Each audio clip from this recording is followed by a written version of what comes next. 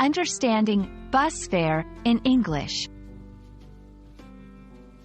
Hello, dear learners. Today, we are going to dive into the English language and unravel the meaning of the term bus fare.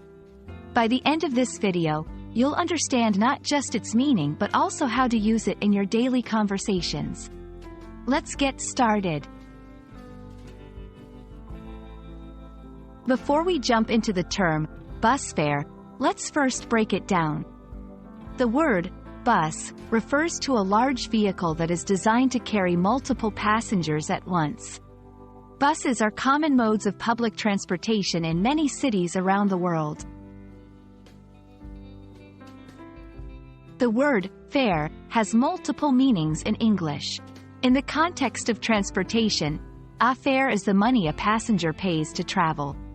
This could be on a bus, train, taxi, or other modes of transportation. When you put these two words together, bus and fare, you get bus fare. This phrase refers to the amount of money that a passenger is required to pay in order to travel on a bus.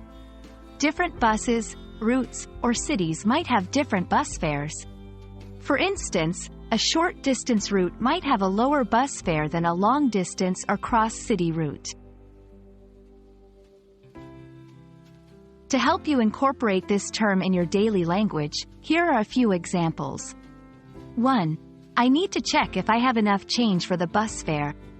2. The bus fare has increased by 10% since last year.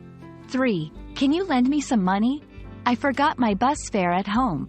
4. Children and seniors often get a discount on the bus fare. And there you have it. Now you know what bus fare means in English and how to use it in your conversations. We hope this video has been informative and will assist you in your journey of English language learning. Keep practicing, and see you in the next lesson.